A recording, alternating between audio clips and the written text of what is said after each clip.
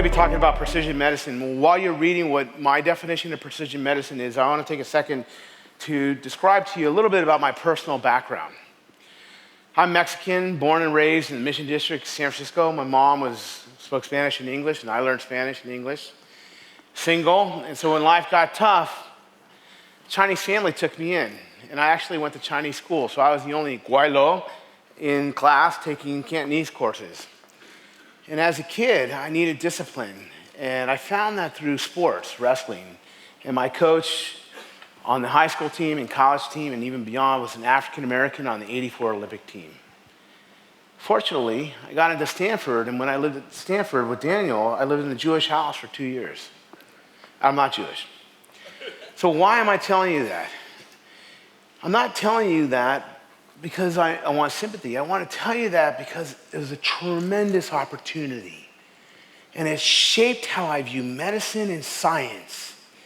And I wish I could share that diversity with you, and I will in the next few minutes. So the question of my talk is precision medicine. And I've been on Obama's team on how to do precision medicine. And the question is precision medicine socially precise? Well, it depends. So as a professor, I'm going to give you a question. If your doctor gave you, Sherman or Shirley Chow, a pill to treat your heart attack, would you take it if you knew it didn't work? Well, the answer is, it depends. Here's the example. In 2014, David Louis, the Attorney General of Hawaii, sued Bristol Myers Squibb and Sanofi of Venice for marketing a blockbuster drug called Plavix. Well, Plavix is an important drug, it's the #1 seller, but it needs to be metabolized to an active form. You need to have a genetic polymorphism in order to make it active. Well, 50% of Asians don't have it. 65% of Pacific Islanders don't have it. And I don't know if you've been to Hawaii recently, but it's mostly Asian and Pacific Islanders, so it's a no-duh. When you go to the emergency room and you have chest pain and a heart attack, you get this medication, if you're Asian, you're basically playing Russian roulette. And what's interesting to note, when you look at death rates for whites versus Asians from cardiovascular disease before and after the introduction of Plavix, stays flat for whites, goes up for Asians. And that's a problem. That is a problem because of the world's diversity. Here I have a slide from 2014 showing the world populations. You can see Europeans, and if you added the American populations, Europeans make up about 14% of the entire world. Well, that's important because Carlos Bustamante and Francisco de la Vega and I published this paper in Nature. We wanted to look at how many genetic studies included non-European populations. And there have been tremendous advances in genetics. It's been awesome. We've identified more genes in the last 10 years than the whole history of modern genetics. The problem is 96% of all modern studies have focused in on European populations. And that, to me, is a problem. And it's a missed opportunity because we are basically developing or identifying novel drugs, novel therapeutic targets, making clinical recommendations from 15% of the world and generalizing it to the rest of the world. Well, I run the UCSF Asthma Collaboratory. Don't focus on the fact that we study asthma, focus on the fact that this is our mission statement. We're trying to make precision medicine socially precise. Asthma is a wonderful disease. It is the most common chronic disorder of children in the world. We know that there's strong social factors and environmental factors as well as genetic factors. What this slide demonstrates is a heat map of the prevalence of asthma in the world, and you can see the red is the highest and the green is the lowest. There's a lot of variation. What's well known but not discussed is the strongest determinant of whether you not have asthma is your racial background. So when we look at the US and we get better granularity on the prevalence, we see that it's highest in Puerto Rican populations and lowest in Mexican populations. Now, as an epidemiologist, you might say, well, they just complain. And it's a bias or sampling error. But when you look at death rates, you see it again, highest in African Americans and Puerto Ricans. When I was a young trainee, I was fascinated about this. And what's most importantly, When we held the NIH feet to the fire, there was a law passed in 1993 requiring the inclusion of women and minorities. So we did a 22-year scorecard, and it's coming out this month in PLOS Medicine. When we looked at all the research funded for lung disease, 96% of all NIH-funded lung disease has been focused in on European populations. Why? It's a missed scientific opportunity. So our question is it genetic versus environmental? So what we did, we created a network around the United States, Mexico and Puerto Rico, to recruit the largest population of minority children with asthma. We wanted to use the entire geographic space to capitalize on the socioeconomic diversity with respect to air pollution and ancestry. One of the important things that we did is we had to be precise. We couldn't take it on FOSS whether you said you had asthma. So what we did is we brought in children, we had them perform spirometry. And this is an example of a child performing spirometry. And basically what this does is it tells us how tight your airways are. Whether you have asthma or other lung disease, this is what's going to happen. And then what we did is we gave them the most commonly used asthma medication in the world right here, called albuterol. Or salbutamol in different countries, whether you're in Tokyo, Bangalore, or downtown San Diego. If you have asthma, this is what you're getting. And we measured the pre and post. So the delta in the white versus the green line is a quantitative measure of drug response. This is really important for the rest of my talk.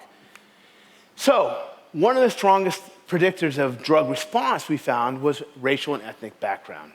On the y-axis, you have drug response. The higher you are, the better. We have 3 racial groups. The red dotted line shows you where, as clinicians, we say you've had a wonderful drug response. What you can see clearly here is the 2 populations that had the highest death rates from asthma, Puerto Ricans and African Americans, had the lowest drug response. We went on to identify genes that helped to explain these differences. And as Atul mentioned, we did the tried and true academic way and published them in the academic publications, which go and sit on someone's shelf, or if you come to my house, the journal comes to my house, if I don't see my name in it or the competitor's name, it goes right to the trash.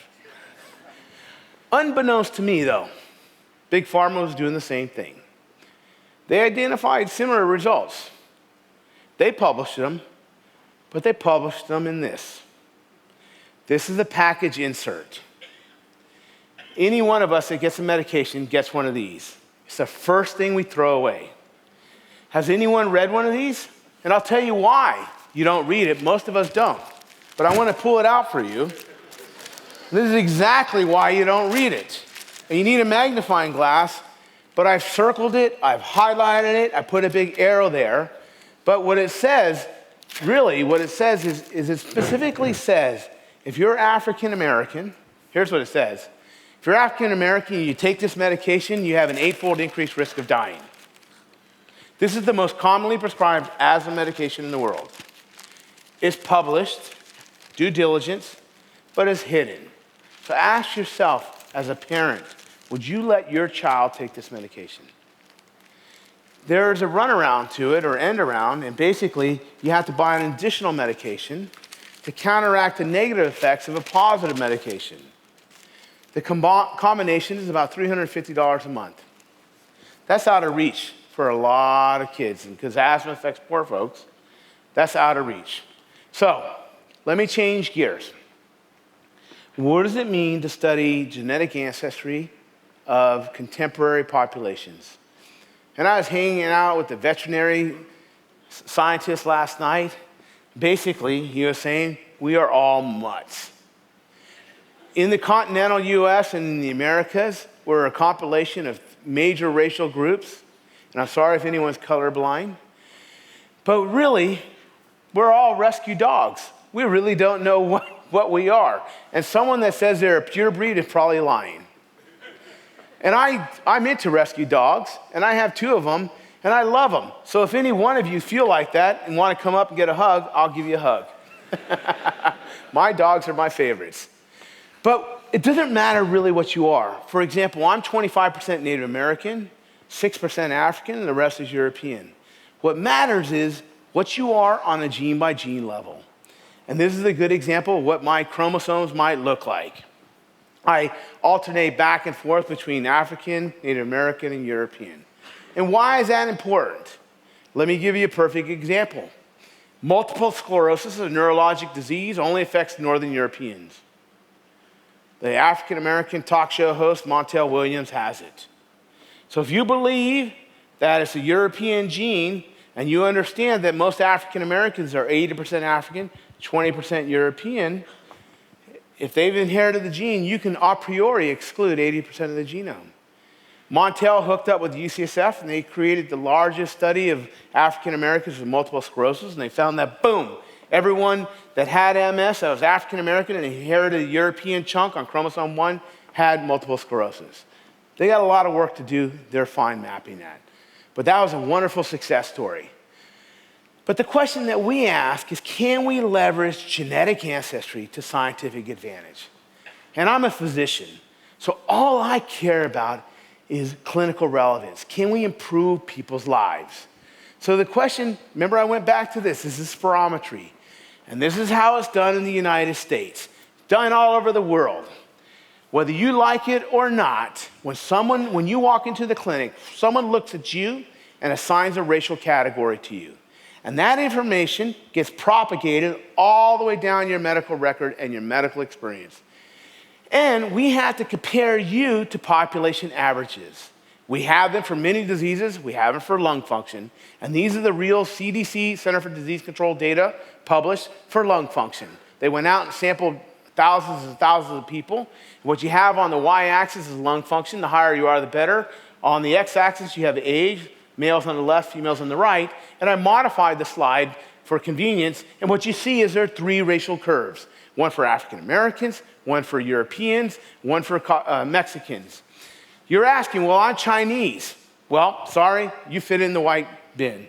You might say, I'm Indian. Well, sorry, we don't have one. You fit into the white bin.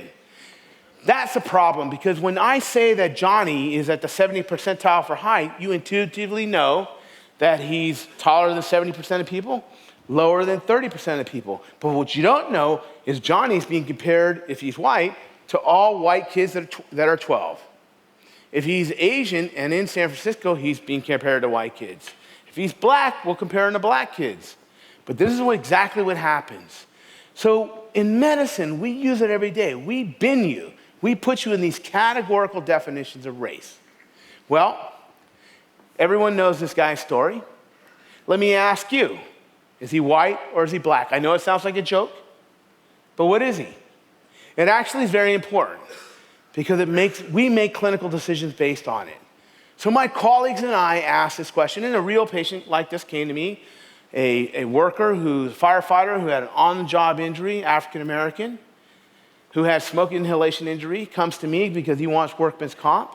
The insurance companies have a natural incentive not to pay, so they send it to me as a third party. And I recognize that depending upon what I called him, white or black, I could change the outcome of his clinical study. So what my colleagues did is we asked that question, what's more important? And here's what we found, pretty awesome. On the y-axis, we have lung function. On the x-axis, we have increasing amounts of African ancestry. Anyone that knows epidemiology will tell you that's an interaction. Increasing amounts of African ancestry associated with lower amounts of lung function. When we did the pull downs for average male, white versus African American, 25 years of age, 172 centimeters of height, this is what we got. So honestly, if you're under 80% African ancestry, the disease diagnosis is underestimated. If you're over, it's overestimated. Obama's 50-50. So we'd underestimated his disease. And unfortunately, that information gets included in your medical record, and we make significant decisions on it. We went on to replicate this, and we published this in the journal Science, and that's a wonderful story. And there, it's not about what your global percentage is, it's what type of Native American ancestry you are. So the different flavors. Ask yourself, we think you're European, well, what type? And does it make a clinical difference? Well, as I mentioned earlier, I wrestled in college, and I thought you work hard, you study hard, you play the game, and you'll win. But then someone like this comes by. African American, Hispanic, missing a leg, #1 in America. He had to retool and think the game. And that's what we have to do in science. We need to rethink the game. And when I came to UCSF, I realized that I could no longer stay in my little circle, but I needed to reach out to mathematicians, biologists, to get into this sweet spot. And this is work that we did last month in India with Genentech. Boom, that's what we're trying to do. It's a paradigm shift. So the question that we want to make sure that you understand is that this one-size-fits-all approach no longer works. And it requires a paradigm shift. And we need novel thinkers because we can no longer be the blockbusters, video stores of science and medicine. Those folks are going away. And unless we evolve and adapt to the changing times, and this is the audience to do it, we'll die. So I'm going to wrap it up. One of the things that we say as wrestlers, you're only as good as your best workout partners. So in my team, I had to develop my own workout partners. And what this slide shows is a variety of people, mathematicians, population geneticists, clinicians, air pollution people, all working in the same play space. And the question that I ask is, how do you fit in? And that's the challenge. So thank you very much, because all the work we want to do is this is the new target. When I grow up in 2050, this is where we got to make our discoveries applicable to. Thank you for the opportunity to speak. It's been a wonderful pleasure. Thank you. Esteban, thank you so very much. This is great. So what do? I walk in and you go, this is old blonde girl. Well, actually, what we like to do is do genetic testing and make it as simple as a Chem7 or whether your kidney function, or we like to make it as simple as that. Sherlock Holmes of And then we like to say, Moira, this is the drug for you. Hey, thank you so much. Thank you very much. Thank you.